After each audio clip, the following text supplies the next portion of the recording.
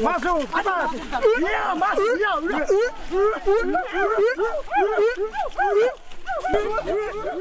Kayu besi rawa sepanjang 17 meter ini disiapkan untuk membuat salib. Melihat panjangnya, timbul pertanyaan, siapakah yang akan disalib? Siapapun itu, pasti sesuatu yang lebih besar dari mereka. Tapi Frankie Woro, Casimilus Awe, dan warga suku Auyu di Papua Selatan ini tak akan melukai siapapun. Mereka memakai salib ini sebagai tanda perlawanan.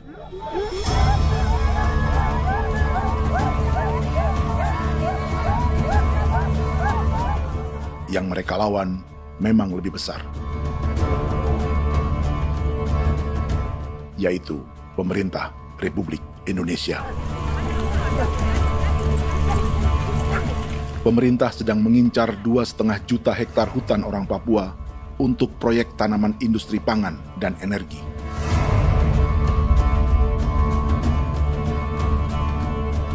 Ratusan kilometer dari salib orang-orang Auyu itu, orang Muyu sedang menyiapkan gerakannya sendiri.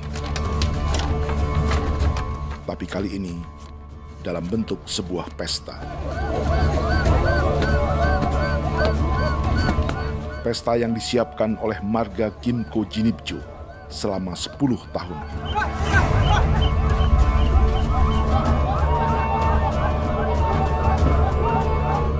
Sosok di marga ini adalah Willem Kimco, orang asli Papua yang tak punya kartu identitas kewarganegaraan manapun.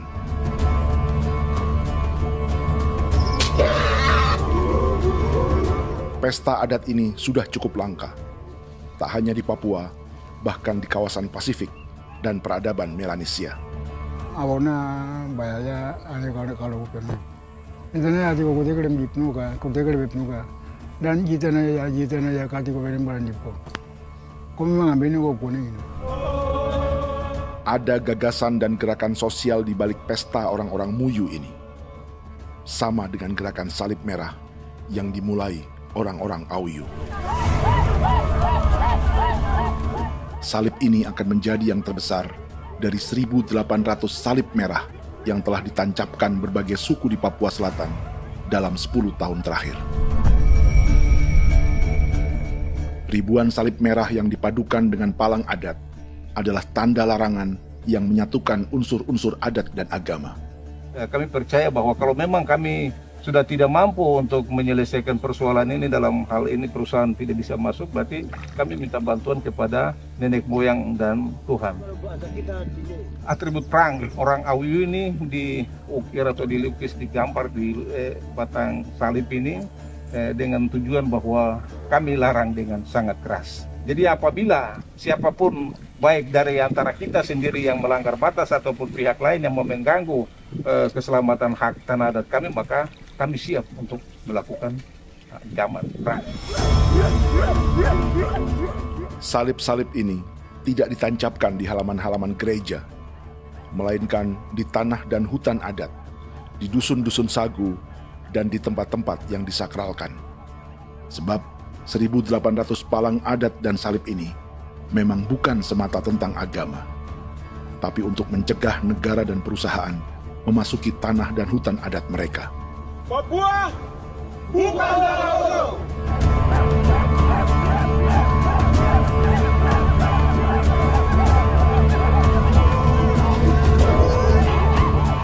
Di zaman TikTok ini, kami ingin menceritakan semua ini lewat film yang pendek.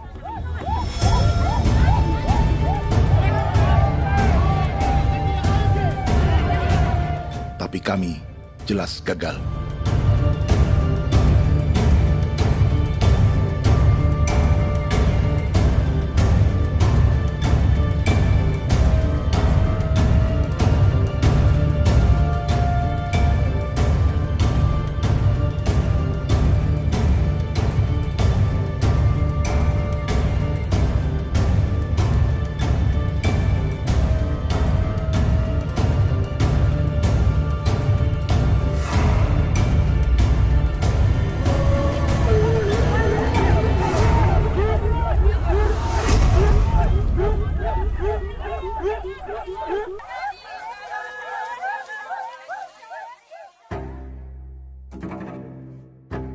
Di planet ini, ada 5 pemilik hutan hujan tropis terluas yang tersisa.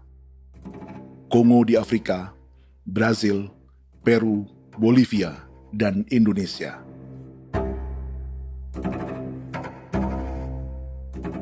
Di Indonesia, satu-satunya pulau yang hutannya masih terjaga adalah Papua, pulau terbesar kedua di dunia setelah Greenland. Lewat sejarah kolonialisme yang panjang, pulau ini kini dikuasai 2 negara. Bagian barat oleh Indonesia yang juga dikenal sebagai West Papua, dan bagian timur menjadi Papua Nugini. Dan tepat di perbatasan ini, di bagian Indonesia, sedang terjadi proyek pemusnahan hutan terbesar di dunia.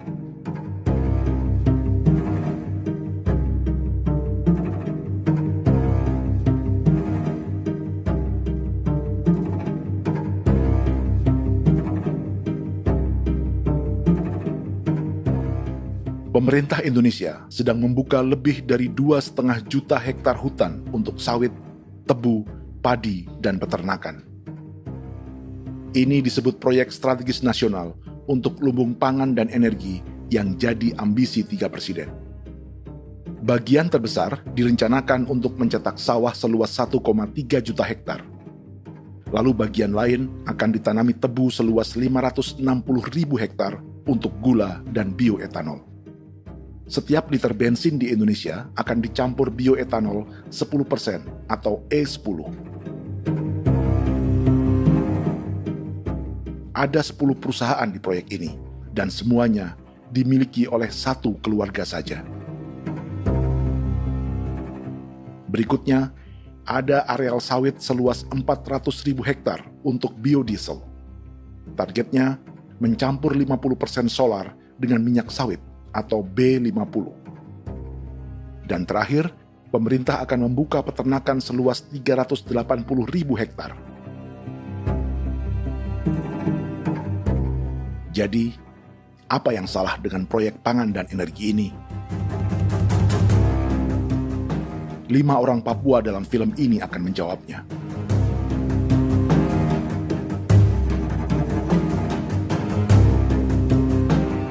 Yang pertama adalah Yasinta Moiwen dari suku Marin.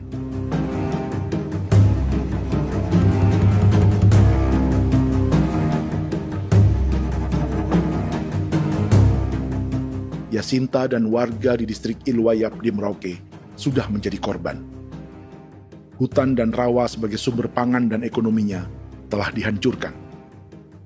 Jalan sepanjang 135 km sedang dibuat, dan di kiri kanannya akan dicetak 1 juta hektar sawah. Mereka sulit menolak atau melawan. Salib sudah digeser, masih datang lagi dengan senjata mereka nih.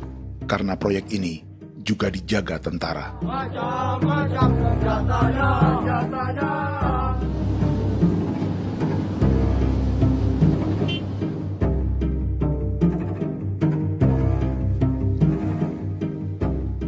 Yang kedua adalah Natalis Buer di distrik Tanah Miring, Merauke. Petani milenial ini merasa ditelantarkan. Sebab setelah hutannya diubah menjadi sawah, sebagian sawah-sawah ini tak tergarap. Orang asli Papua seperti Natalis tak punya modal untuk benih, pupuk, perawatan, hingga ongkos panen.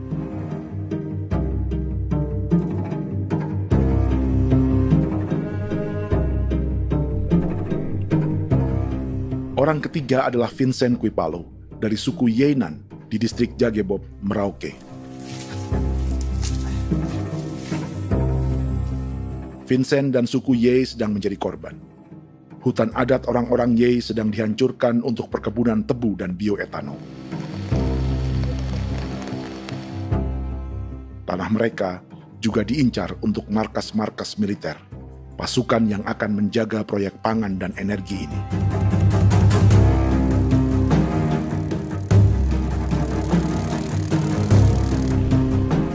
Yang keempat adalah Frankie Woro dari suku Auyu di distrik Fofi, Kabupaten Bovendigul.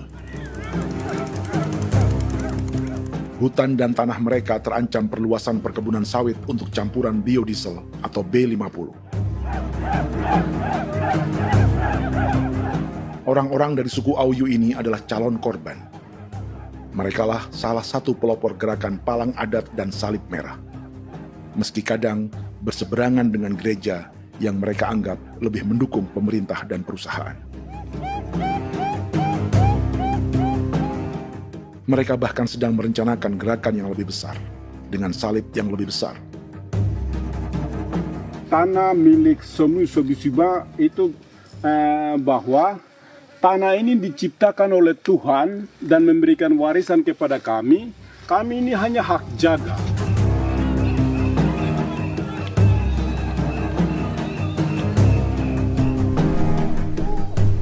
Sosok kelima adalah Willem Kimco dari suku Muyu di Bovendigul.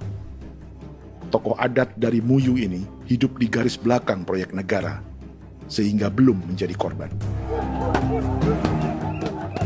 Tapi mereka sedang bersiap menghadapi segala kemungkinan. Tinggal di belantara dan perbatasan membuat sebagian mereka tak punya status kewarganegaraan. Tapi mereka telah hidup jauh sebelum ada Indonesia atau Papua Nugini.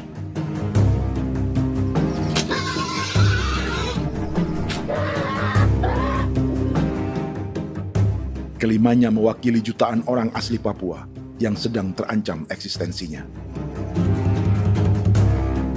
Jika kita merasa kepunahan peradaban Neanderthal di Eropa, Aztec dan Inca di Amerika, atau aborigin di Australia adalah sejarah masa lalu, film ini menceritakan bagaimana pemusnahan sebuah bangsa dan kepunahan sebuah peradaban sedang terjadi di masa hidup kita. Kepunahan bukan karena kerusakan lingkungan dan ruang hidup semata, juga karena dihantam 60 tahun operasi militer.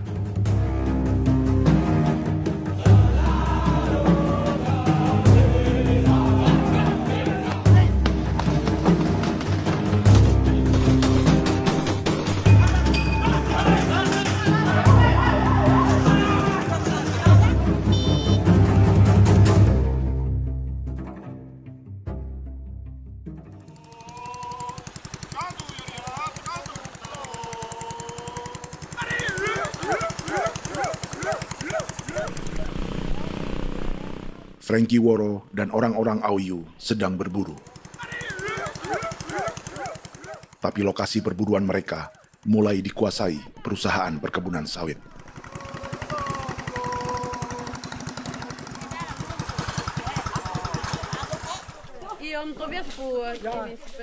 Kita akan menuju arah ke Inabusu. Di sana kami akan masuk di wilayah konsesi perusahaan PT Indo Asiana Lestari, dan di situ ya ada survei-survei mereka yang mereka pernah lakukan, tapi juga kami ada lakukan tanda-tanda saksi di sana.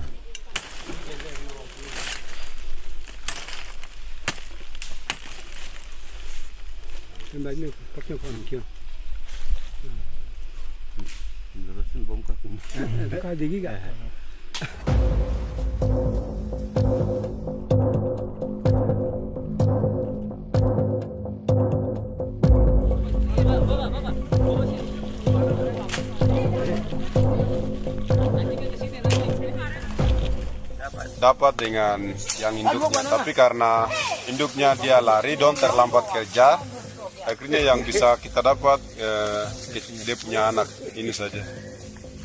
Ini kalau pakai bahan kayak hasil.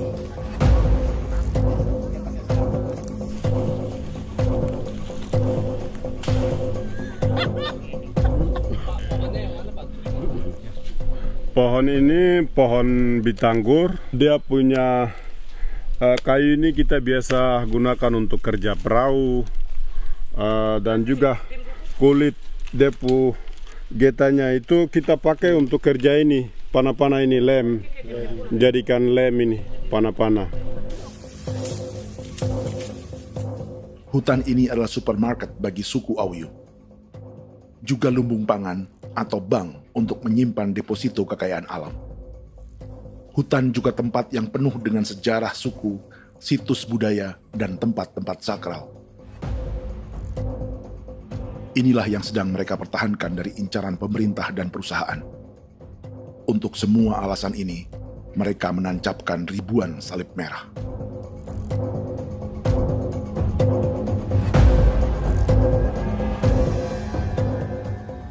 Tapi dari kampung, warga suku Auyu memberi kabar pada Frankie tentang intimidasi oleh aparat negara agar mereka melepas tanah ke perusahaan sawit dan berhenti memasang palang adat dan salib merah.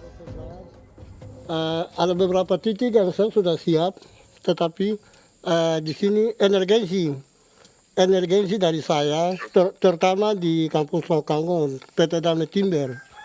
Dia mengganggu saya dengan menggunakan kekerasan maupun pihak hukum. Dan kemarin saya ada pernyataan penolakan secara resmi, tapi masih tetap dengan menggunakan pihak hukum untuk masuk, untuk harus dituntut saya untuk harus diterima perusahaan itu. Kita di situ ada 15 marga, tetapi 15 marga juga tidak setuju. Marga-marga siapa yang terima dan marga-marga mana saja yang menolak. Nanti kita lihat dari pertimbangan itu, dan di situ dan kita undang mereka untuk bicara dengan kami. Sebagai sosok yang aktif dalam gerakan, warga Auyu terus memberi informasi lapangan kepada Frankie yang tak selalu berada di kampungnya. Izin pernyataan yang mereka paksa saya untuk tanda tangan itu, tapi sementara saya tidak tanda tangan. Data semua ada di tangan saya. Ya. Baik, kalau gitu itu lebih bagus karena tanda tangan itu yang berbahaya. Iya. Tanda tangan itu yang lebih berbahaya karena sekarang ini modern dan canggih, dan itu yang mereka biasa pakai untuk tipu muslihat. Mereka biasa pakai itu di tanda tangan itu. Betul. Dari Bambisa juga di Sofia dia masuk untuk memaksakan kami marga untuk harus menerima perusahaan itu. Tapi kemarin kami sudah menolak. Babinsa nama bosku. Babinsa di sini nama bosku. Itu yang sekarang strategi militer yang sekarang mereka pakai. Jadi yang penting masyarakat itu yang benar-benar mau menolak siap dukung ketua marga siapa yang nanti tampil. Ini adalah peta konsesi sawit untuk biodiesel dalam proyek strategis nasional.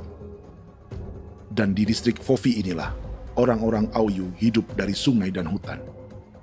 Tapi Frankie di Bovendigul masih lebih beruntung.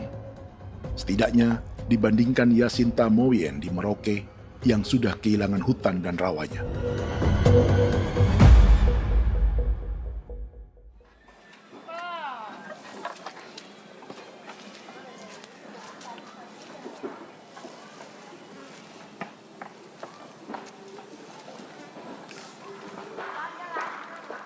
Yasinta dari suku Marin adalah petani sayur di Kampung Wanam, distrik Ilwayap, Merauke. Memanfaatkan lahan yang ada, ia berkebun dan menjual hasilnya ke pasar kampung. Ini ekonomi warga di Wanam untuk menghasilkan uang, lalu memberi barang kebutuhan yang tak bisa mereka produksi sendiri. Tapi kehidupan sebenarnya ditopang oleh ekosistem hutan dan rawa. Inilah sumber pangan utama dan peradaban mereka.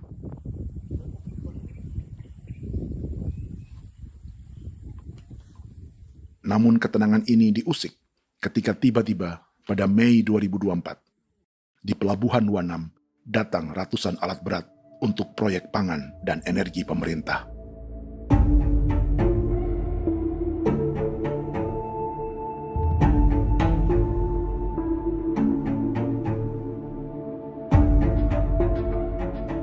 Kami masyarakat setempat kami tidak tahu.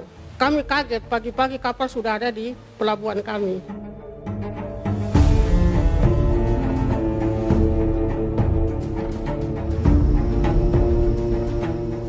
Yasinta Moywen atau Enrika Gebze dan warga lainnya tak pernah diajak bicara atau dimintai pendapat. Seakan-akan Papua adalah tanah kosong. Kita suka kaget yang dong bawa turun alat berat dong bawa turun, kita kaget masyarakat. Dorang subongkar itu kayu-kayu.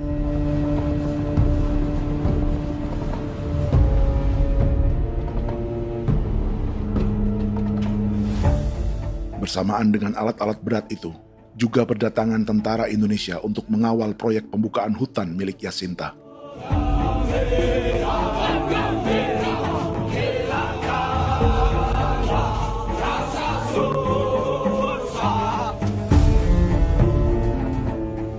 Ribu alat berat didatangkan dari Cina ke Papua oleh perusahaan bernama John Lin Group sebagai kontraktor pemerintah. Ini disebut sebagai pesanan eskavator terbesar di dunia dengan nilai 4 triliun rupiah. Misinya membuka hutan dan rawa milik orang Marin, salah satunya untuk membangun jalan sepanjang 135 km. Sementara di kiri kanannya akan dicetak sawah yang ditargetkan seluas 1,3 juta hektar. Jalan berupa garis lurus ini bukan rute tradisional ekonomi masyarakat. Jalan ini akan menghubungkan kawasan perkebunan sawit dan tebu di sebelah timur, juga untuk mobilisasi pasukan militer. John Lin Group adalah perusahaan yang dimiliki Andi Samsudin Arsyad atau yang dikenal dengan Haji Isam. Sebagian orang mengenalnya sebagai pengusaha yang hobi balapan mobil.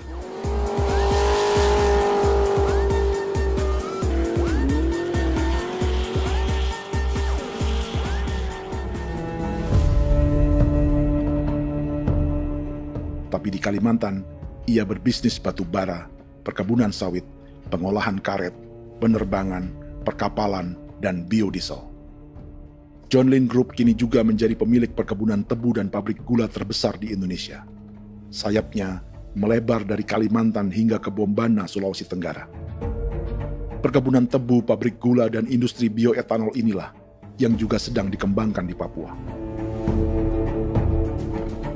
Foto ini adalah momen ketika Isam bersama kerabatnya, Menteri Pertanian Amran Sulaiman dan Menteri Pertahanan Syafri Samsudin meluncurkan program biodiesel atau B50 di Kalimantan Selatan.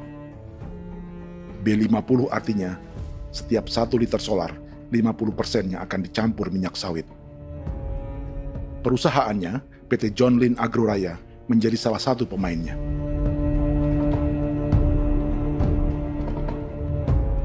Sepanjang tahun 2025, saham PT John Lin Agroraya pernah naik hingga 700%.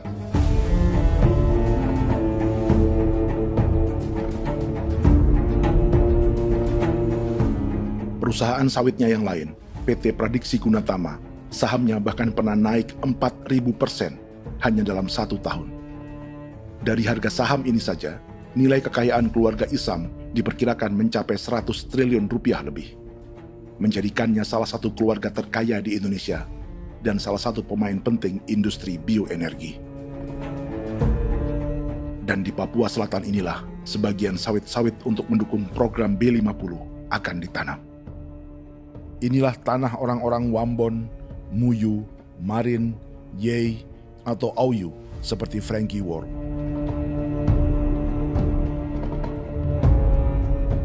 Haji Isam pernah menjadi tim kampanye nasional Presiden Joko Widodo dalam pemilu 2019 saat melawan Prabowo.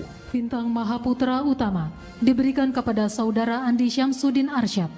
Beliau berjasa luar biasa dalam mendorong pertumbuhan ekonomi daerah maupun nasional. Setelah menjadi presiden, Prabowo memberi gelar kehormatan Bintang Mahaputra Utama pada Isam.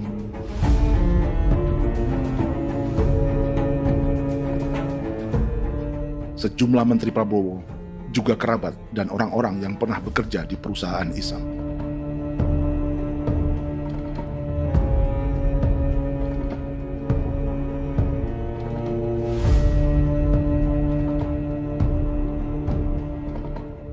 Lawan sebesar inilah yang sedang dihadapi Jacinta di kampung Wanam, Merauke.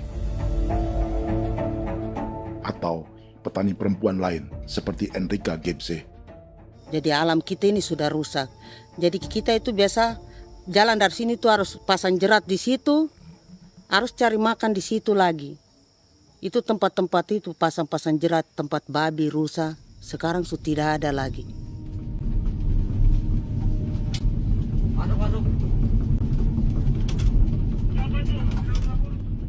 Rekaman ini memberi gambaran bagaimana Kasuari kehilangan rumah di bekas hutan dan rawa yang telah dibabat.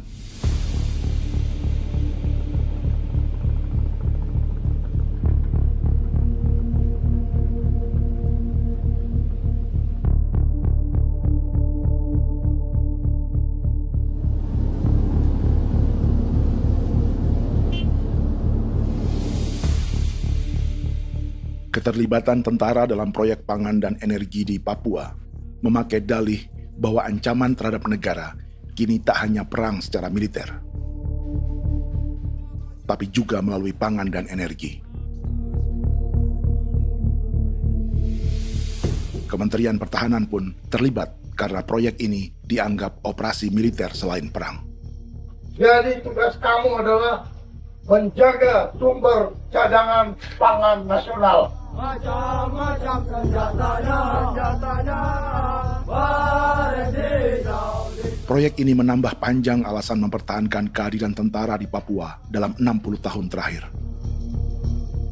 Saat ini, jumlah tentara Indonesia di Papua mencapai 56.000 personel, atau ada 1 tentara untuk setiap 100 orang Papua.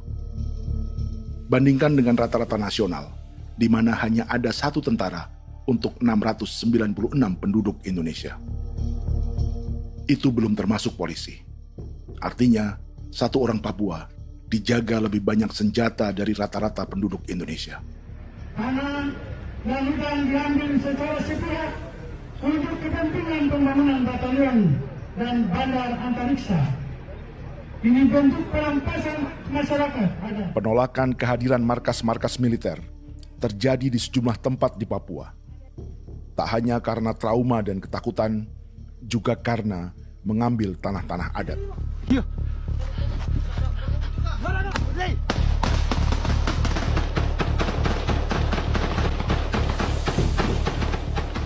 Salah satu alasan mengapa militer terus ditambah di Papua, karena masih ada perlawanan dari Organisasi Papua Merdeka atau OPM selama 50 tahun terakhir. Ayo. Tapi kekuatan militer OPM diperkirakan hanya 1.430 personel dan 360 pucuk senjata. Selebihnya, mereka menggunakan senjata tradisional.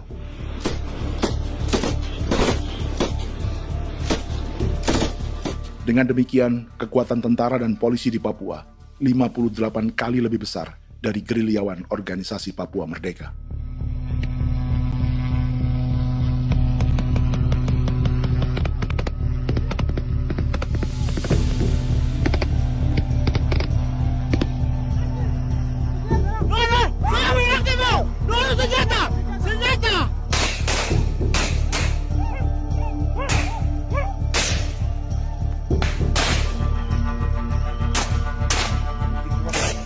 Sebagian tentara berada di garis depan pertempuran, tapi sebagian besar lainnya terlibat operasi non-tempur menjaga proyek pemerintah dan investor swasta. Seperti Batalion Infanteri Teritorial Pembangunan di distrik Jagebob, Merauke ini. Lokasinya bersebelahan dengan konsesi lahan tebu untuk gula dan bioetanol milik PT Murni Nusantara Mandiri. Baik perusahaan maupun markas militer, keduanya mengambil hutan milik suku Ye dari marga Kuipalo. Tapi dorong datang, tanam ini saja di sini, tanam papan nama ini. Victor Kuipalo menunjukkan apa yang terjadi. Jadi kita juga kaget ini. Nah, kalau ini papan nama ini memang, ini papan nama ditanam tapi bukan haknya mereka yang ini. Ini hak kami di sini, hak dusun kami, marga Kuipalo yang punya hak dusun ini. Setelah memasang patok, alat berat mulai bekerja untuk membangun markas militer di tanah orang Ye.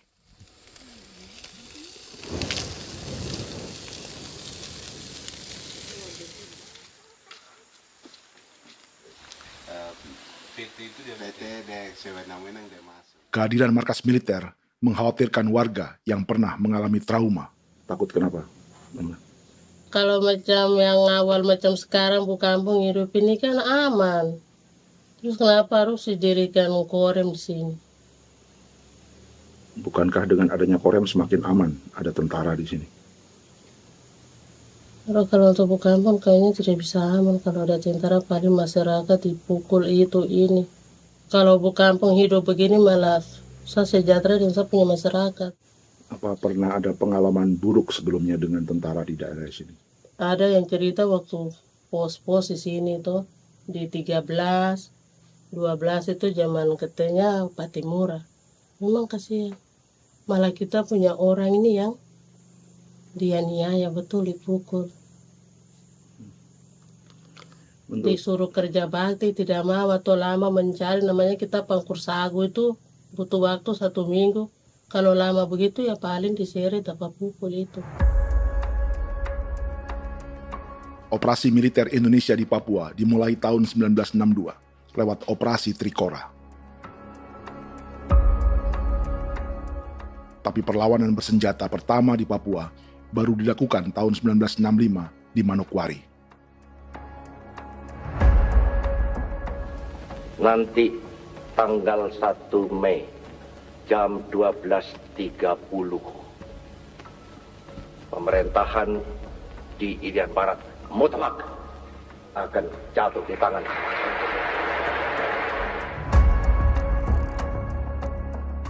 Sejak itu, selama 60 tahun, operasi militer untuk menaklukkan Papua terus dilakukan. Salah satu operasi militer paling berdarah adalah Operasi Wibawa untuk memenangkan Indonesia dalam jajak pendapat tahun 1969. 643 orang tewas di Paniai. Lalu disusul 4.146 korban tewas antara tahun 1977 hingga 1978.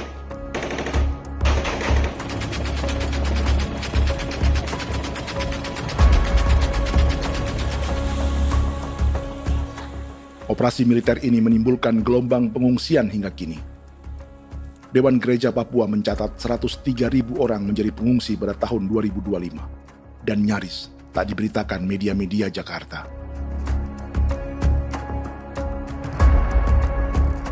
Jumlah pengungsi terbesar tercatat di Nduga yang mencapai 20.000 jiwa. Banyak di antaranya yang sedang hamil, seperti Jubiana, salah satu pengungsi Nduga. Jadi ini tagarik mesti kagi be muguruk berselari di namen wane gosel. Bigari me. Egirik menene an nimbo misle berselar nene. Wam darik lek prak de oi kore bangal no so ndak lo yo nandam yanet ndang no yat de nanen di ko nerwa membri wal marwa. Egirik menene wa tri bel no semana. O ngal siya kaya berkumpit nyak masalah orena me wo suluk ri namen wani ko semane kuman nak wani ndemo ko ndak misri namen bre ko lo ko nak no semane ne be minute waru ra kana bi ni dige war be mino pragit de laina bulan Maret April yana mana kantan barak na lire na bam ne. Jubiana lalu menamai anaknya pengungsi Kogoya. Selain Jubiana, juga ada Emma dari Maibrat yang melahirkan di hutan. Sampai di kampung gini, katanya bilang ada tentara yang bangun jembatan. Nah, capek itu juga pun masih tahan. Kembali lagi ke hutan lagi. Seperti itu sampai sejatuh di tengah jalan. Orang sampai banting di kayu semuanya. Berasa sakit begitu. Melengkapnya tuh Domika Serli, pengungsi Wako. Masyarakat sipil dari kampung Aitrem sementara mengungsi karena kampungnya sementara dikuasai oleh TNI Polri. Seratusan ribu pengungsi di Papua saat ini jauh melampaui jumlah yang mengungsi ke Papua Nugini tahun 1984, yaitu 10.000 orang karena menghindari operasi militer.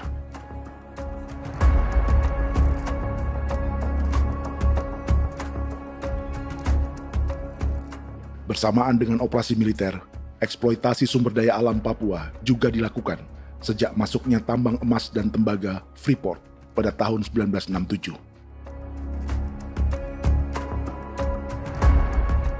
Disusul perkebunan sawit awal tahun 1980-an. Lalu ada perburuan buaya untuk diambil kulitnya. Sebelumnya, ada eksploitasi gas alam di Teluk Bintuni, pencarian besar-besaran kayu gaharu, atau pembukaan hutan tanaman industri.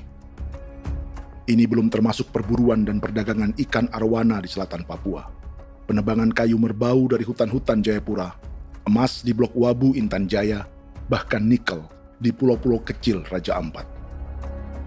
Dan kini, dalam skala yang belum pernah terjadi dalam sejarah, Papua dipaksa mencetak sawah, tebu untuk bioetanol, dan sawit untuk biodiesel.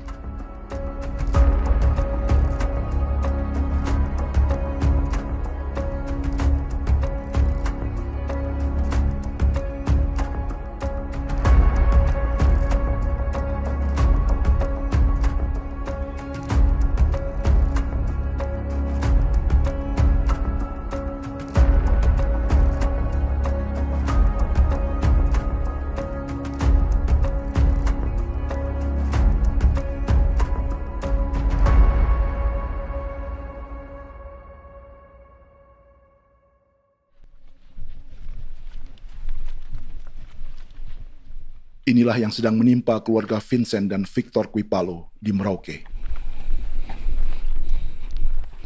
Hutan mereka diambil untuk markas militer dan industri perkebunan, PT Murni Nusantara Mandiri.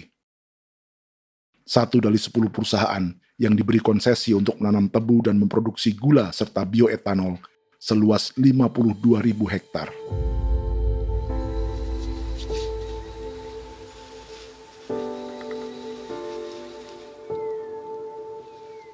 Perusahaan ini dianggap mengambil hutan dan tanah orang-orang Ye, terutama marga Kuipalo, yang memiliki hak adat terhadap 2.300 hektar hutan.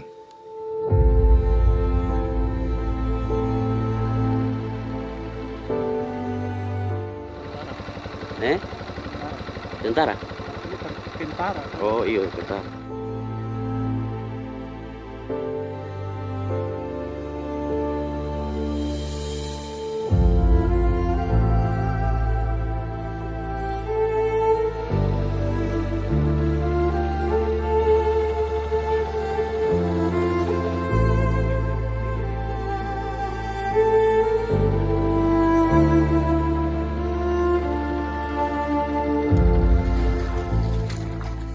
Keluarga Kuipalo sedang melihat apakah perusahaan semakin mengancam tanah mereka. Dan kekhawatiran itu terbukti. Iya, makanya tadi saya bilang ini dari sini saja dekat, ini sudah masuk di dalam ujung lapang ini. Ini hutan, yang ini hutan yang orang ada bongkar sekarang ini. Ini sudah punya alat tuh dekat ini. Dekat sekali ini. Ini di sini. Nacau, kelapa itu yang jalan lama, jalan setapak ini. Dari udara, terlihat alat-alat berat semakin mendekati tanah orang-orang Ye, marga Kuipalo.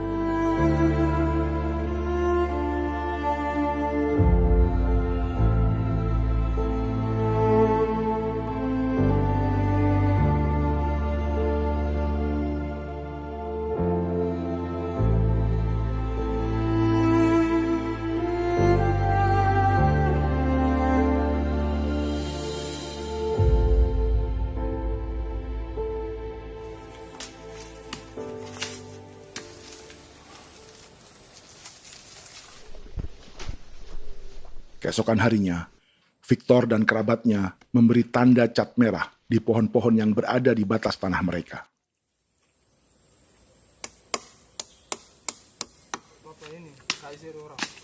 Tapi tanda peringatan adat ini tak diindahkan perusahaan.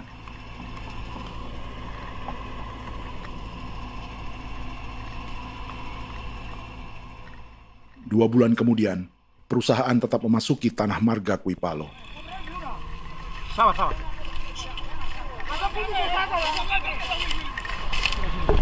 manusia, kau lihat. Tapi tidak sudah sakit hati sekali saya kata adik. Ini sama baik ini kalau tidak berubah lagi adik. Kami juga punya tangan, hanya beda rambut. Mister itu juga. Wah, buka. Tidak.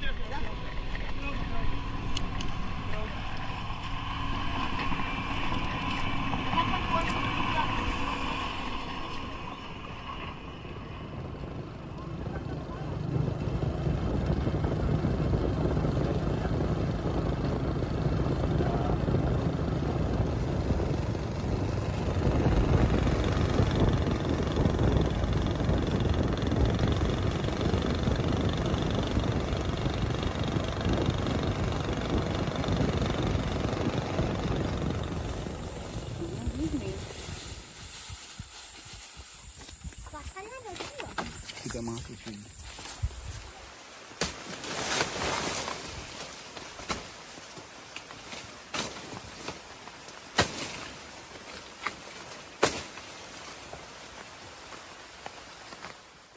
Jadi ya untuk itu seperti saya katakan tadi, apakah lebih baik kita tidak usah ada kan atau bagaimana, kita pisahkan,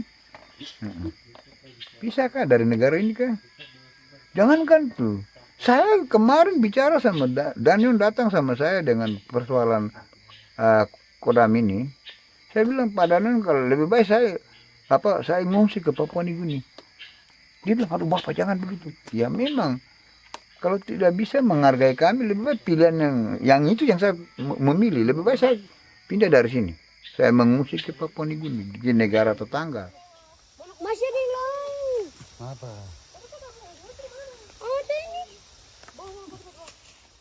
Saya bilang sama Kapolsek, Pak, Agustus ini, 17 Agustus saya tidak kasih naik bendera merah putih. Saya bendera ada, nanti saya taruh di meja. Bendera saya ada. Karena saya punya pikiran percuma kita ini merasa bahwa kita hidup di bawah naungan merah putih. Ternyata merah putih tidak lindungi kami. Tidak anggap kami sebagai kami rakyatnya. Dia lambang negara. Dan kami menghargai lambang negara itu. Ternyata lambang negara ini, kita bernaung di bawah lambang negara ini, kita tidak dilindungi. Hak kita tidak dihargai.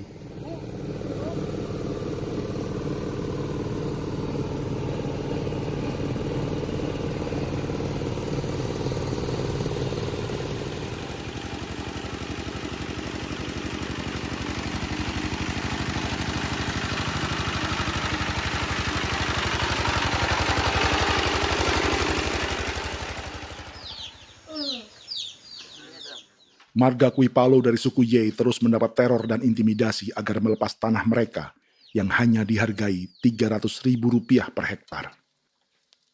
Tapi mereka tidak berjualan tanah. Makanya mama itu tidak suka untuk lepas tanah. Untuk apa? Baru di dalam hutan itu ada obat-obat tradisi. Itu sudah Kalau macam ada sayur juga, kita ambil sayur yang dia tumbuh sendiri. Jadi kita ini mau kemana, kalau itu sudah digusur, ya habis. Kita ini jadi penonton. Jangan sampai kita ini duduk minta di jalan. Jadi kita tidak mau seperti itu. Makanya tanah itu kita tidak melepas. Tapi mungkin orang lain tuh dia senang saja. Lebih baik saya pegang uang merah dulu. Saya bisa beli-beli itu ini. Nanti datang uang sudah habis, gembel. Mau cari kemana lagi, hutan sudah habis. Mau makan ikan di mana, kali sudah hancur. Seperti Yasinta di Wanam, suara dan gerakan kaum perempuan Papua sangat nyaring dan tak bisa diabaikan. Saya sebagai perempuan tolak untuk perusahaan masuk di sini. Karena kalau saya terima anak-anak saya mau dikemanakan, mau tinggal di mana. Apapun yang terjadi saya tetap tolak. Demi tanah ini saya akan berjuang, demi saya punya anak-anak. Yang katanya mengutamakan anak Papua, nyatanya yang kerja kebanyakan ya orang-orang Jawa. Dan sendiri orang Jawa, tapi bukan mau bicara yang tidak-tidak.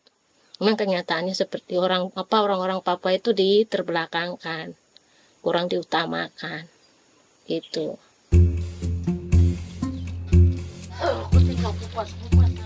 Proyek food estate seperti mencetak sawah, bukannya tak diikuti warga Papua.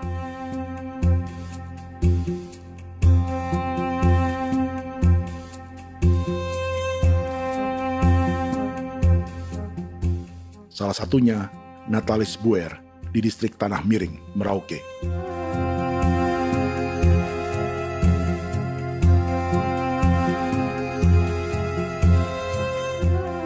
Setelah menghabisi hutan, pemerintah Indonesia mencetak sawah untuk tanaman padi karena beras mulai menjadi makanan pokok menggantikan sagu. Sebagian besar penggarapnya adalah warga transmigran yang datang sejak era 1980-an. Bahkan petani transmigran sudah ada sejak Belanda membuka proyek padi kumbe di distrik Kurik. Lokasi yang sering jadi langganan pejabat Indonesia memamerkan sawah di Papua. Tapi Natalis juga ingin belajar menanam padi atau bersawah. Namun ia kesulitan karena dibutuhkan modal untuk benih, pupuk, hingga pemeliharaan dan panen. Lalu sawah-sawah ini pun mulai dikuasai pendatang.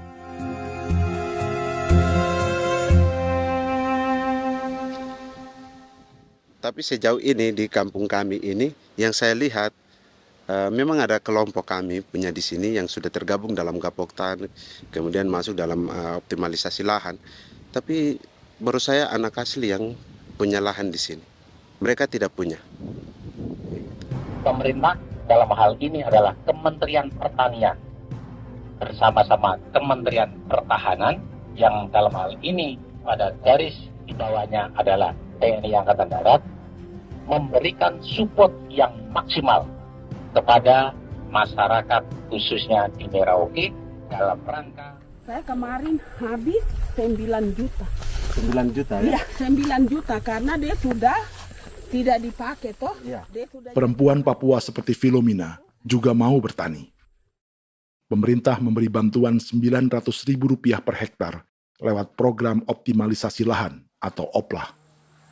Tapi dibanding biaya produksi dan harga jual gabah, Filomina mengaku berkali-kali rugi dan kini memutuskan tak lagi menggarap sawahnya. Terus kita harus cari uang untuk kombe. Betul. Karung kita beli. Karung beri sendiri lagi. Tenda kita beli. Ini dari yang offline ini don tidak siapkan. Tidak ada. Tidak ada ya, jadi mama don sendiri. Itu yang saya udah bilang, 900.000. Itu modal untuk kerja sawah ini. Mulai dari kerja sampai nanti panen. Panen. Wih, ngeri sekali. Iya, lucu toh? Tidak dapat itu. Betul, Mam. Kalau disuruh tanam ubi berhektar-hektar, mari datang. Kita tahu cara rawatnya bagaimana, iya. Tanamnya bagaimana, tanam model bagaimana supaya hasilnya model begitu. Kita tahu. Kalau yang ini kan kita baru belajar. Sebagian hutan milik warga Senayu di Merauke sudah dibuka untuk sawah dan kebun tebu oleh PT Global Papua Abadi. Proyek pertanian ini dikerjakan oleh Kodim Merauke. Mereka melepas sebagian tanah karena ingin belajar bertani. Saya punya nenek moyang tidak ajar saya tanam padi. Tapi saya mau berubah. Generasi saya yang berikut ini besok lusa tidak bisa makan pisang, sagu. Namun program optimalisasi lahan yang dijanjikan dengan berbagai bantuan tak dirasakan Filomina. Obat rumput beli, obat padi beli, jonder kita bayar, bahkan bibit masih kurang, cari bibit lagi beli. Jadi saya memang kalau program pemerintah saya sama sekali saya tidak suka. Baku tipu saya.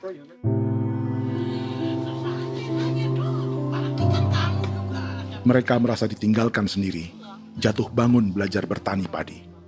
Sementara sumber pangan dan air yang semula mudah didapat, kini telah berganti sawah dan kebun tebu. Dulu kita masih bisa jalan, nanti masak di kali, pakai air kali. Minum pakai air kali. Sekarang, kok mau masak? Tidak ada air. Air sudah susu, mau minum tidak bisa. Sudah dengan obat. Drone semprot tebu itu saja drone. Drone yang semprot. Saya lihat di itu.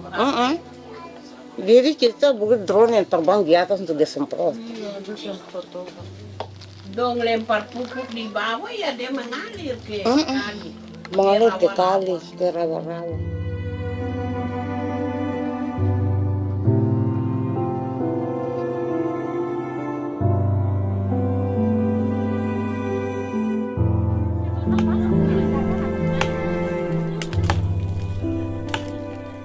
Seperti pertanian sawah bagi orang Bali atau Toraja, Bagi orang Auyu dan suku-suku lainnya di Papua Selatan, sagu juga bukan semata tentang pangan.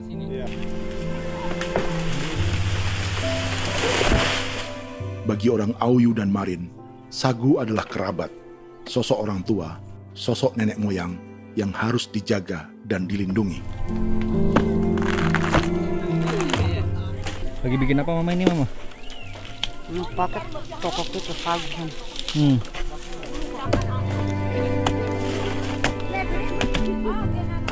Kami diingatkan oleh leluhur, sagu itu tidak boleh digusur dan tidak boleh diganggu dengan cara apapun, dan di dalam rangka kepentingan apapun tidak boleh. Kamu harus bela, bahkan sampai nyawa pun harus menjadi taruhan demi membela keselamatan pemberangan sagu di atas tanah ini.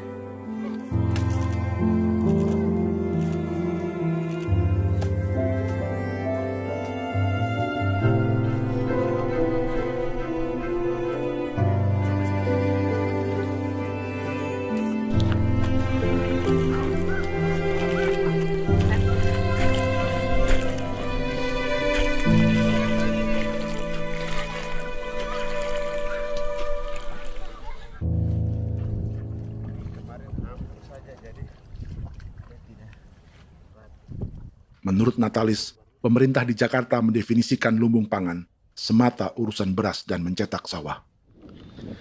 Sebenarnya orang Papua itu bukan tidak bisa bertani. Kami tanam ubi itu bagian dari pertanian. Nah, pertanian yang dimaksud oleh pemerintah itu harusnya selalu, itu kalau bisa pemerintah harus spesifikkan. Pertanian apa yang dimaksud? Pertanian tanam padi atau pertanian tanam ubi, petasan dan lain-lain. Ini yang harus dispesifikkan dulu. Begitu, sehingga tidak menjustifikasi kami orang asli Marin bahwa kami tidak bisa bertani. Bukan. Kami buka kebun besar-besar di sana, bahkan bermeter-meter, ratus-ratus meter pakai sekop, bukan pakai ekskavator, tapi ini pakai skop. Itu pertanian, begitu. Bagi Natalis, alih-alih memaksimalkan sawah-sawah yang sudah ada untuk petani Papua, pemerintah selalu membuka hutan baru, seperti dikerjakan perusahaan John Lynn Group dan melibatkan tentara. Padahal, sejarah keterlibatan militer dalam proyek food estate atau cetak sawah adalah sejarah kegagalan yang bertubi-tubi 4 presiden selama 30 tahun terakhir.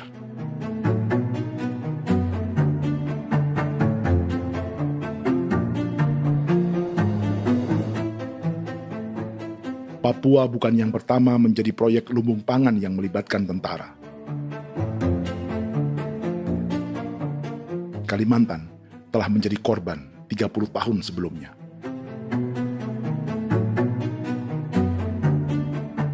Ini adalah bekas hutan yang sudah dibuka di Pulang Pisau, Kalimantan Tengah.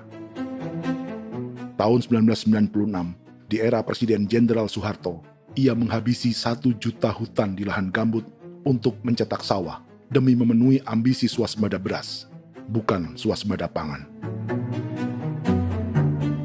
Hutan tropis Kalimantan dihabisi dalam skala yang belum pernah terjadi dalam sejarah. Di bawah rezim militeristik, tak ada yang berani melawan keinginan Soeharto, termasuk orang Dayak seperti Kuneng. Nggak bisa dihalangi itu. Nggak boleh dihalangi. Ya kalau ada kata-kata aja menghalangi, sudah kita diseret ke kepolisian dulu. Atau bisa langsung di PKI-kan. Iya, di PKI-kan gitulah. Jadi kita tuh nggak berani apa-apa dulu tuh. Ya. Apa maunya aja. Misal bilangnya A. Setahun setelah pengundulan hutan skala besar itu, tahun 1997, untuk pertama kalinya Kalimantan mengalami kebakaran lahan dan kabut asap terbesar dalam sejarah.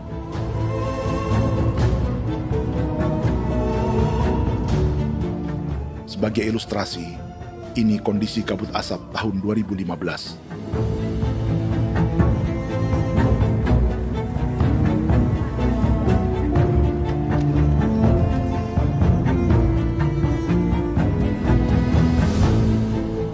Proyek 1 juta hektar sawah Jenderal Soeharto itu gagal.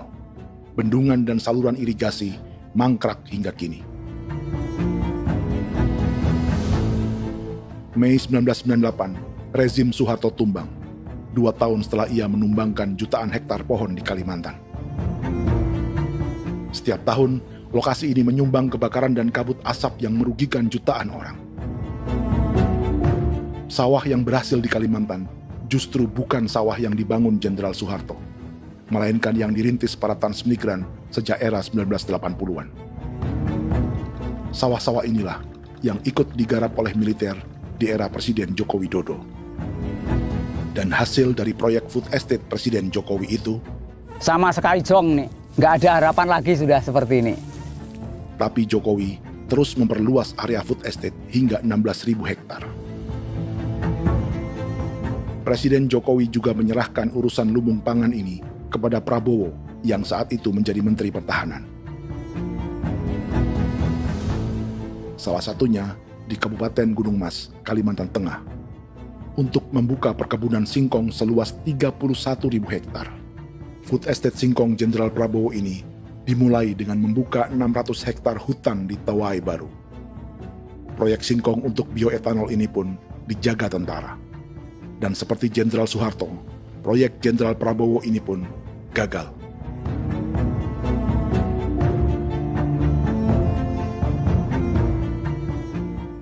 Dengan reputasi ini, Joko Widodo dan Prabowo justru sedang membuka 2,5 juta hektar di Papua.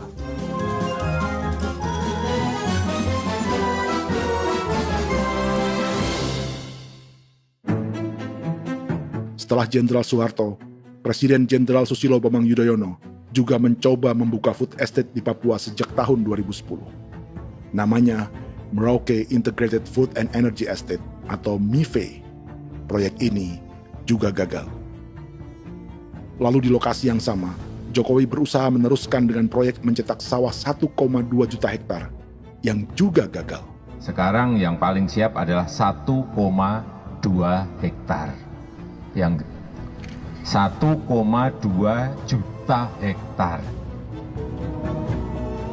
Dan kini, Prabowo yang pernah gagal dengan 600 hektar singkong di Kalimantan justru akan mengulangi di Papua dengan skala 2,5 juta hektar. Di daerah Papua pun harus ditanam kelapa sawit supaya bisa menghasilkan juga BBM dari kelapa sawit. Dalam setiap proyek pangan dan energi di Papua, yang lebih menonjol bukan tanaman pangannya, melainkan untuk energi atau bahan bakarnya.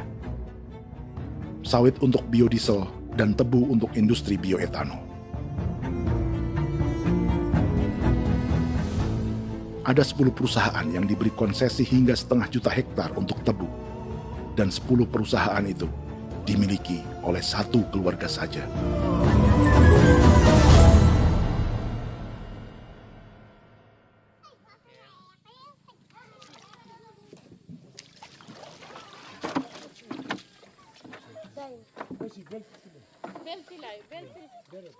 Para perempuan Auyu di Bovendigul akan berangkat memancing.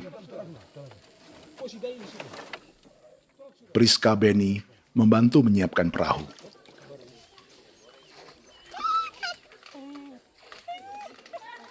Mereka akan mengumpulkan bahan pangan di hutan untuk persiapan acara penancapan salib merah berikutnya.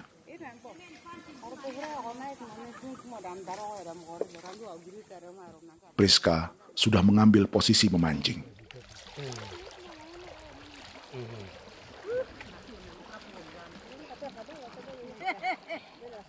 1.800 salib merah telah dipasang di wilayah adat berbagai suku di Papua Selatan untuk menghalau perusahaan sawit dan tebu.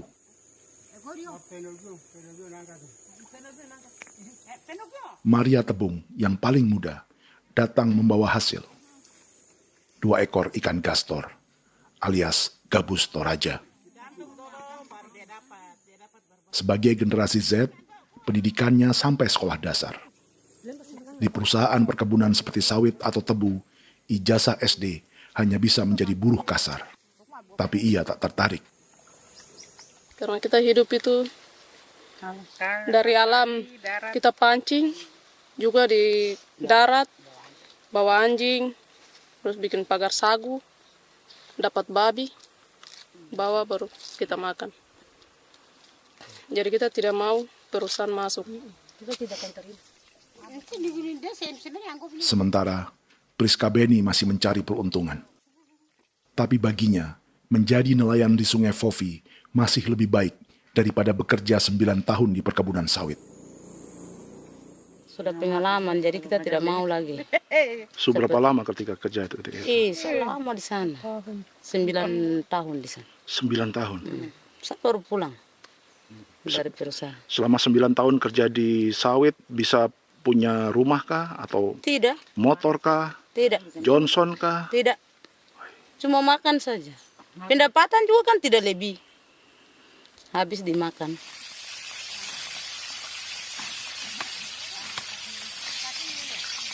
Satu minggu libur berapa hari?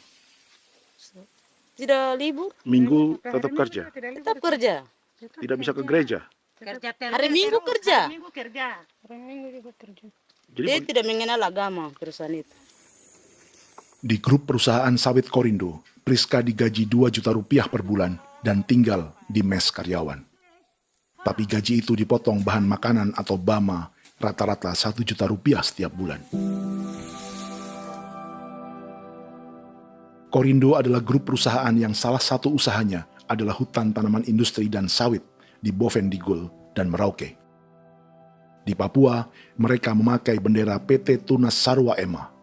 Perusahaan ini pernah memberi bantuan pada Keuskupan Agung Merauke. Keuskupan Merauke belakangan mengeluarkan pernyataan mendukung proyek strategis nasional di Papua. Umat Katolik yang memprotes sikap gereja tersebut ditangkap polisi. Jadi selama 9 tahun tidak bisa nabung? Tidak. Makan saja. Makan saja. Makan saja. Menabung bagaimana? Keperluan banyak. Sudah sampai. Habis di anak-anak uang sekolah. Uang 1 juta itu mana sampai. Mau nabung juga tidak cukup. Sudah pengalaman, jadi kalau di sini perusahaan mau masuk tidak. Tidak.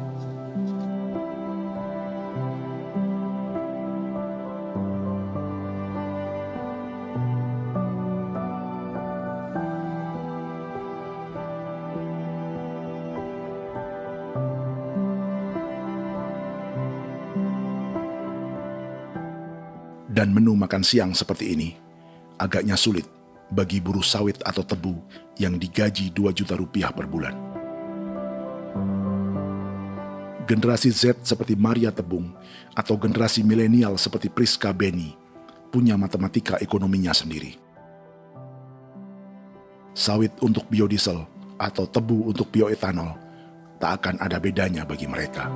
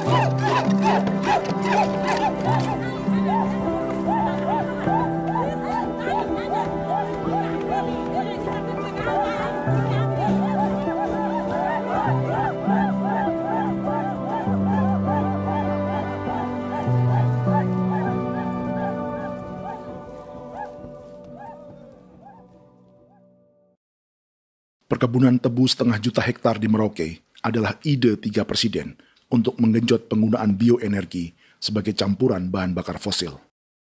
Selain swasembada pangan, swasembada energi di daerah Papua pun harus ditanam kelapa sawit supaya bisa menghasilkan juga BBM dari kelapa sawit.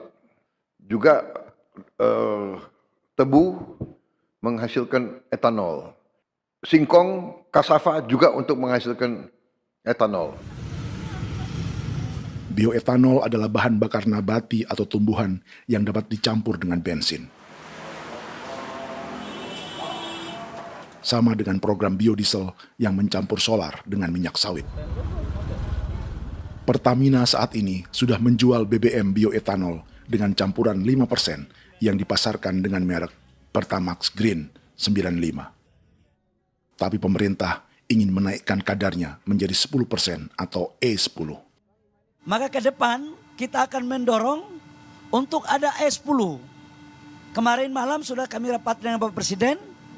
Bapak Presiden sudah menyetujui untuk direncanakan mandatori 10% etanol. Idenya untuk mengurangi ketergantungan pada bahan bakar fosil yang diimpor dan menimbulkan polusi.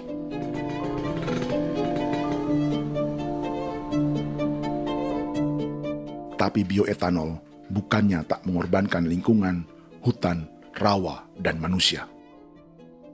Karena program E10 membutuhkan 7,3 miliar liter bioetanol, maka lahan yang dibuka untuk menanam tebu bisa mencapai 1,3 juta hektar. Sementara saat ini, luas perkebunan tebu di Indonesia hanya 500 sampai 600 ribu hektar. Artinya, butuh lahan baru hingga 800 ribu hektar untuk menanam tebu. Dan 500 ribu hektar diantaranya sedang dibuka di Papua. Hutan yang tadinya untuk menumbuhkan pangan berubah jadi tanaman untuk bahan bakar di jalanan. Kecepatan pulihnya hutan beradu dengan jumlah dan kecepatan kendaraan di jalanan.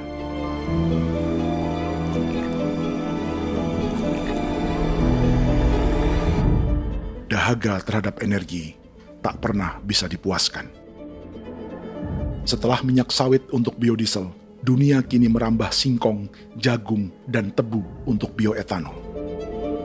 Benua Amerika, Eropa, sebagian Afrika, hingga separuh Asia kini mulai memakai bioetanol sebagai campuran bahan bakar.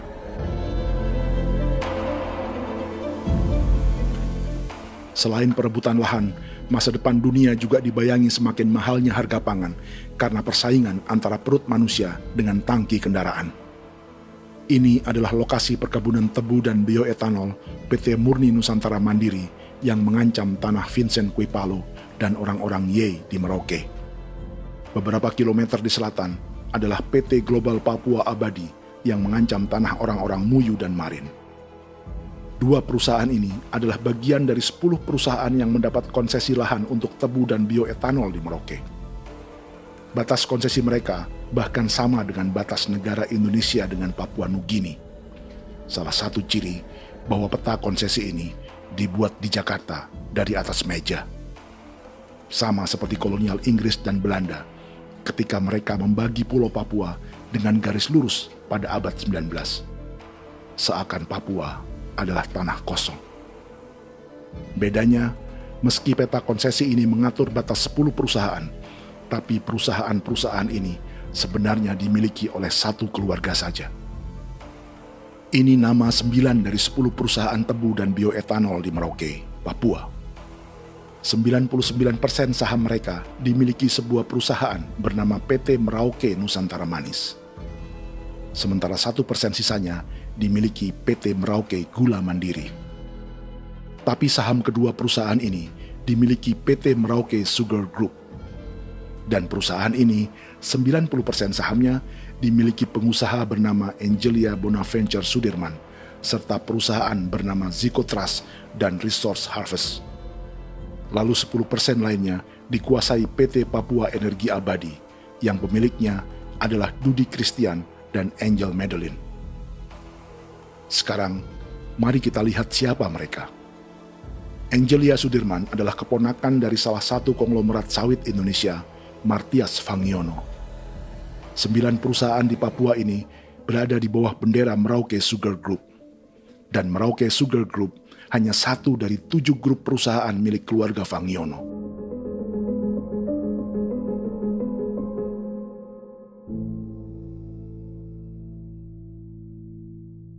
Ini Martias Fangiono. Seperti Haji Isam, Martias selama ini dikenal sebagai pengusaha sawit yang kini merambah bisnis tebu dan bioetanol. Ini momen saat penanaman perdana tebu di Merauke bersama Presiden Joko Widodo Juli 2024. Di sini juga ada anak Martias Fangiono, yaitu Wirastuti Fangiono. Wirastuti adalah salah satu yang menonjol dari keluarga Fangiono. Tahun 2025, Forbes mencatatnya sebagai konglomerat termuda dengan kekayaan 23 triliun rupiah yang mengendalikan 2 grup usaha, FAP Agri dan Surya Dumai Industri. Keduanya adalah perusahaan sawit dan biodiesel. Anak dan bapak ini adalah investor utama bagi Jokowi dan Prabowo untuk proyek tebu dan bioetanol di Papua.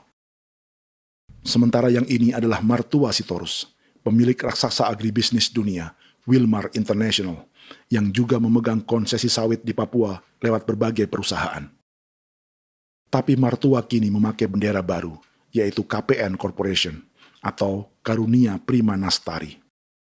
KPN inilah yang memiliki kelindan bisnis dengan keluarga Fangiono untuk proyek tebu Merauke. Apalagi grup Wilmar yang didirikannya juga pemain gula utama di Australia. Tahun 2010, Wilmar membeli 100% saham perusahaan gula terbesar Australia, Sucrogin.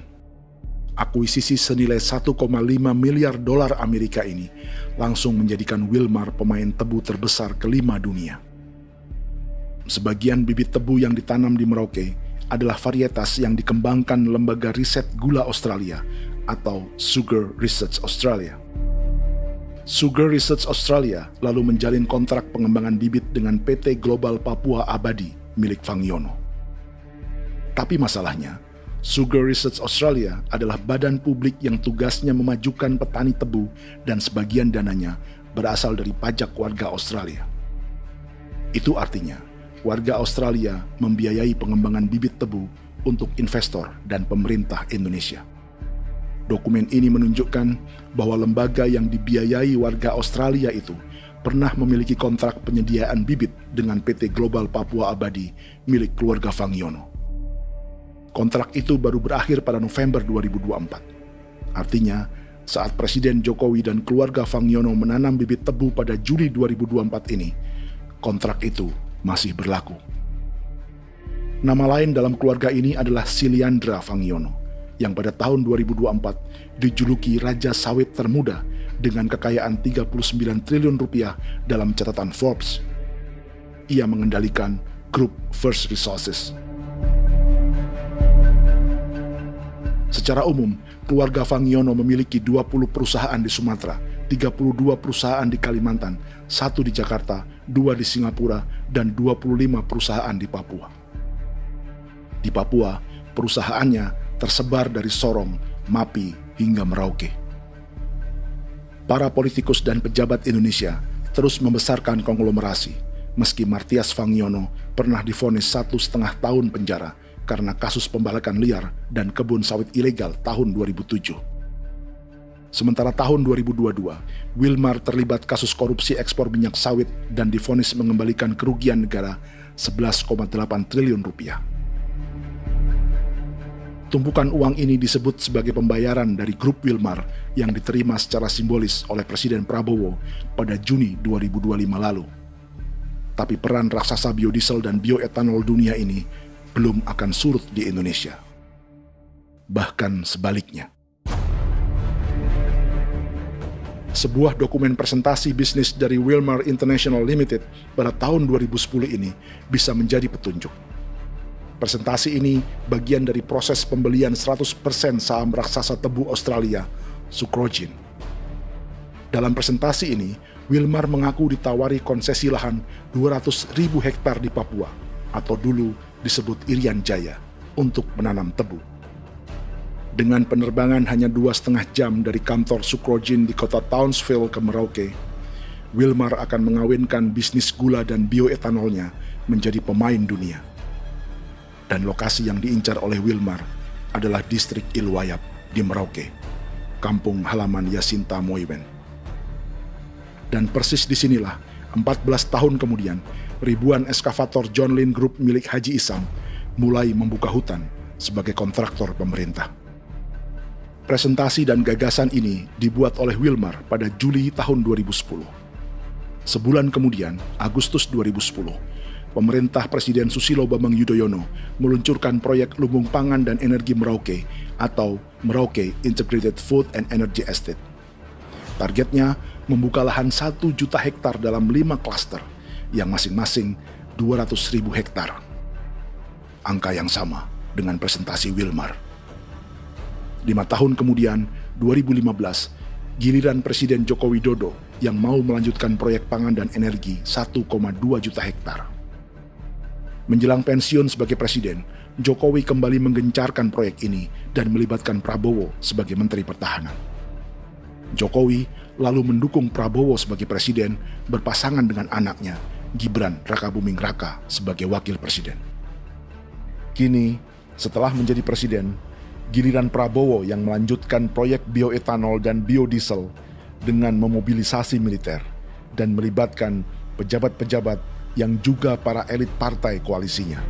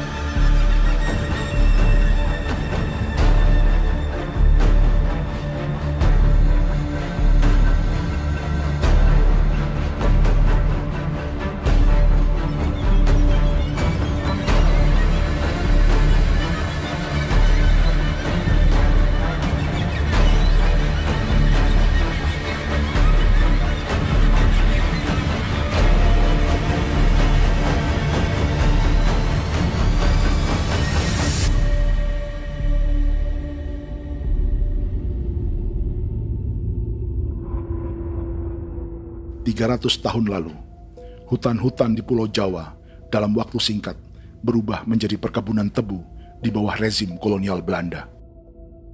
Orang Jawa menjadi buruh dan petaninya dipaksa menanam tebu. Dari kolonialisme dan politik tanam paksa itu, Belanda memperkaya negara dan para investornya. Tak puas membuka hutan untuk perkebunan di Jawa dan Sumatera, kolonial Belanda menanam tebu hingga di Suriname dan mengerahkan ribuan orang Jawa sebagai buruh pada tahun 1890. Inggris yang sudah menguasai negara seluas India dan Papua Nugini pun masih menanam tebu jauh di tengah Samudra Pasifik, di tanah orang-orang Fiji. Lalu memindahkan puluhan ribu orang India menjadi buruh di sana. 200 tahun sebelumnya, ratusan ribu orang Afrika bahkan diperbudak untuk bekerja di perkebunan-perkebunan tebu Spanyol dari selatan Eropa hingga Karibia, Kuba, atau Jamaika. Jika dulu tebu menjadi gula atau emas putih, kini cerita kolonialisme tebu berlanjut di Papua untuk bahan bakar nabati atau bioetanol. Dan seperti semua cerita tentang kolonialisme, akan ada yang berpesta dan ada yang membayar. Dalam setiap cerita pesta kolonialisme, baik di Jawa, Karibia, atau di Papua, selalu melibatkan para elit lokal, dari pejabat, perwira, hingga agamawan. Tapi dalam setiap kolonialisme, juga selalu ada cerita tentang mereka yang mempertahankan diri dan melawan.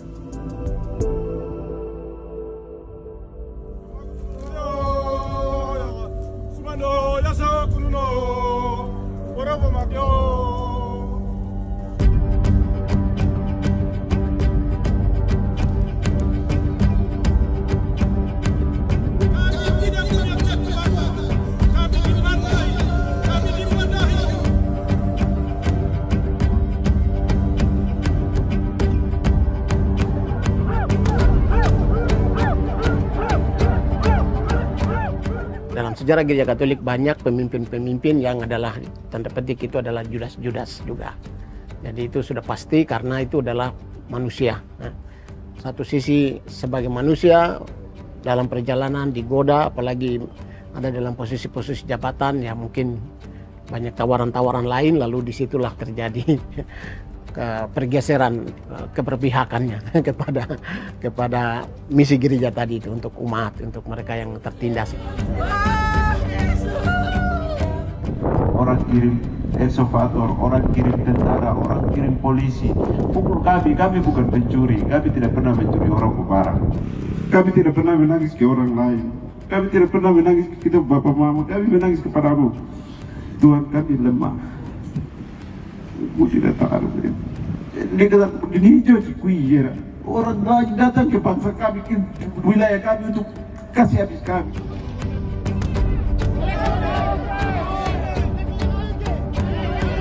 Ya Hakimam Dehi, Ya Hakimam Dehi, Bono Ya Hadikul Dehi, Bono Ya Hadikul Dehi. Kita buat sasi seperti begini untuk menolak perusahaan apapun yang masuk di tanah kami. Kalau kita kasih, kita bikin rusak sekarang, kita punya generasi berikutnya mau dapat kemana. Jadi kita nyatakan sikap di sore hari ini, kami tolak.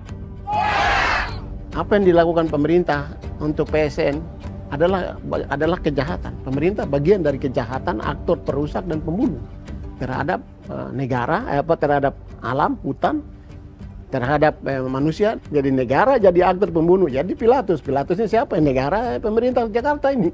Tanah Wiu bukan kosong. Masyarakat adat kami siapa? Perusahaan tolak. Biar asal.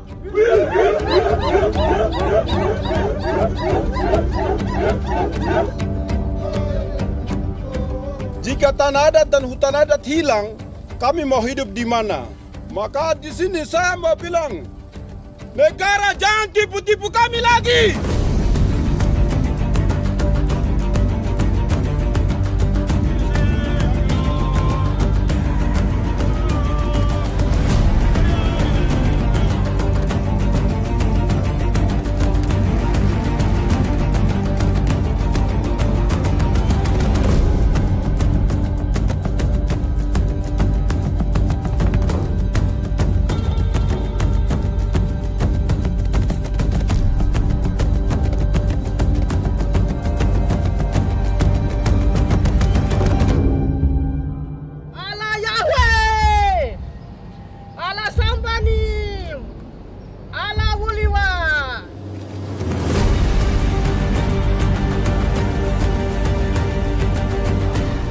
Kalau kami dianggap orang Papua itu bagian daripada Republik ini, tolong hargai kami. Dengan adanya PSN, PT John Lindrup yang sudah menerobos tanah kami dan hutan kami, merusak alam kami. Itu yang kami datang ke Jakarta jauh-jauh dari Papua. Kami mau bersuara kepada Bapak Presiden Prabowo Subianto, di mana keadilan untuk masyarakat Papua. Tolong lihat masyarakat Papua yang sudah mati. Kami bersepakat menyatakan, 1. Gereja-gereja di Indonesia mendukung masyarakat adat yang menolak proyek strategis nasional di tanah Papua. 2. Gereja-gereja di Indonesia menolak militerisme dan otoritarianisme di Indonesia.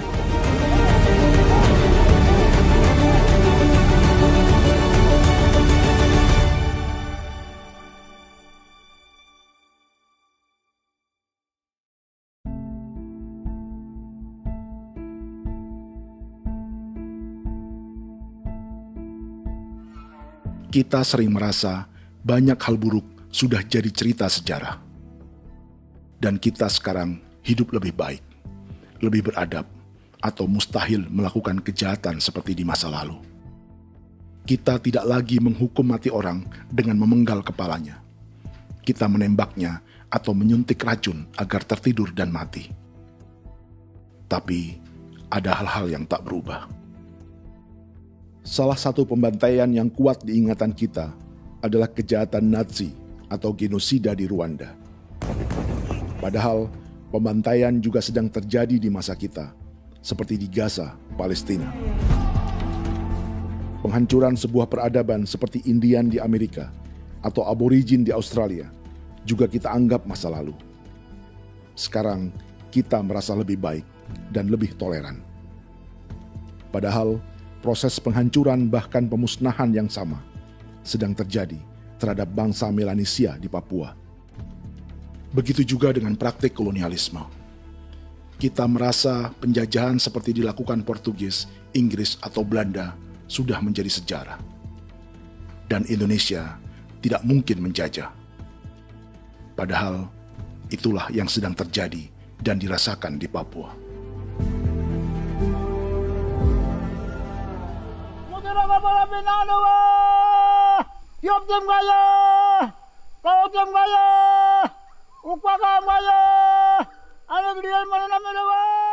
Jalannya sejarah ini disadari Willem Kimco di pedalaman Bovendigol, Papua.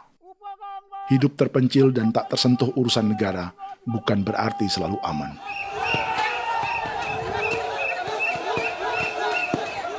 Untuk sampai di tempat ini, orang-orang Muyu menempuh 2 hari berjalan kaki mengarungi hutan, lembah, dan sungai. Termasuk mereka yang datang dari perbatasan Papua Nugini. Mereka berkumpul untuk memenuhi undangan pesta adat yang disebut Awon Atatbon atau pesta babi. Yang mengundang adalah marga Kimco Jinipjo. Yang dituakan di marga ini adalah Willem Kimco. Ia tak punya kartu tanda penduduk dan kewarganegaraan manapun, baik Indonesia atau Papua Nugini. Tahun 1984, 10.000 orang Papua, terutama suku Muyu, mengungsi ke Papua Nugini untuk menghindari operasi militer Indonesia, termasuk Willem Kimco.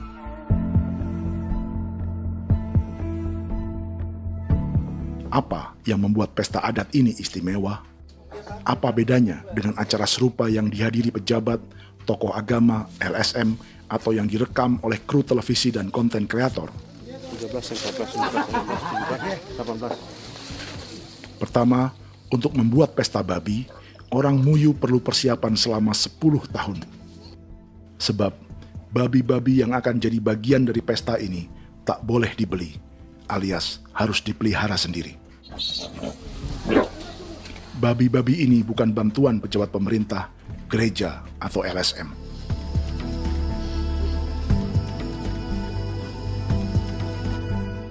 Yang kedua, babi-babi ini tidak dipelihara di kandang. Jadi punya nama babi ini kah? Harimau. Harimau? Harimau. Dia kulit dengan ini bulu di harimau, macam harimau begitu kan, kasih nama harimau. Setelah diberi nama, mereka dilepas liarkan di hutan sejak kecil. 10 tahun kemudian, jika tiba saatnya pesta, para pemburu akan mencari mereka di dalam 479 hektar hutan milik marga Kimco. Suku atau marga lain tak akan mencurinya di hutan, karena mereka sudah punya babi dan wilayah masing-masing. Itu artinya mereka harus tetap menjaga dan mempertahankan hutannya agar babi-babi bisa hidup. Demikian juga dengan lahan pangan mereka, yang menumbuhkan sagu, keladi, atau aneka sayuran.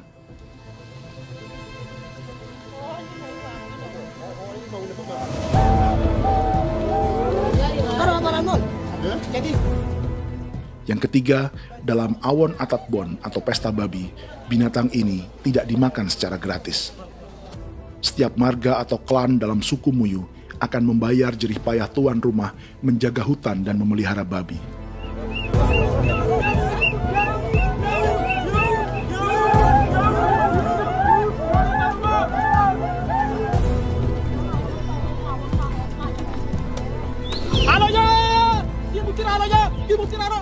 Ini seperti arisan untuk menjaga budaya dan lingkungan.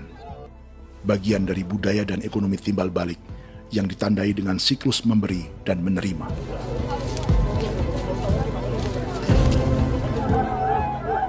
Ini juga cara orang Muyu membangun dan memperluas aliansi. Awon bet begul bet, ulan yau kando bet, asat bet anani, asat bet jenek liga anani, oh, ado amten anani, menini tene jaga, kepo kemo ko di mana, kepo kemo mayat nih, kep tetek no mayangol, kep kanin bet wini ke iftore wen, ne tene ya kadek me, oke, kepo nanti kuto kemo, kepo kepasar kuto orang. Kene man gini wane wanjo. Koko kati bolon jal bengo. Koko kuning bolon jal. Jika Willem Kimco dan marganya bisa menjaga hutan dan wilayahnya, marga lain ikut diuntungkan sebagai sebuah ekosistem. Demikian juga sebaliknya. Alasan keempat, mengapa pesta babi ini memiliki tempat khusus dalam peradaban orang Muyu, karena Willem Kim Ko khawatir peradaban mereka akan punah, menyusul ancaman terhadap ekosistem dan hutan. Setiap marga atau klan harus mengkonsolidasi diri dan membangun aliansi.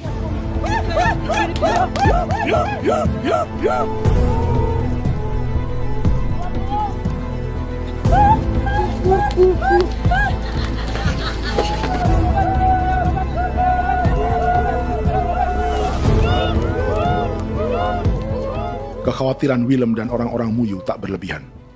Ruang hidup mereka bersinggungan dengan proyek bioetanol dan biodiesel pemerintah Indonesia. Mereka juga tahu apa yang telah dan sedang menimpa suku lain seperti Auyu di Bovendigul atau Yainan dan Marin Anim di Merauke.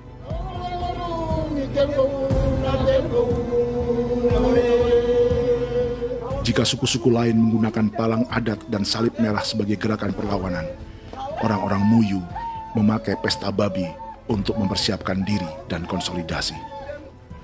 Sebab, berbeda dengan saat mengungsi tahun 1984, kali ini yang datang ke tanah orang-orang Muyu tak hanya tentara, juga alat-alat berat bersama para pebisnis pangan dan energi.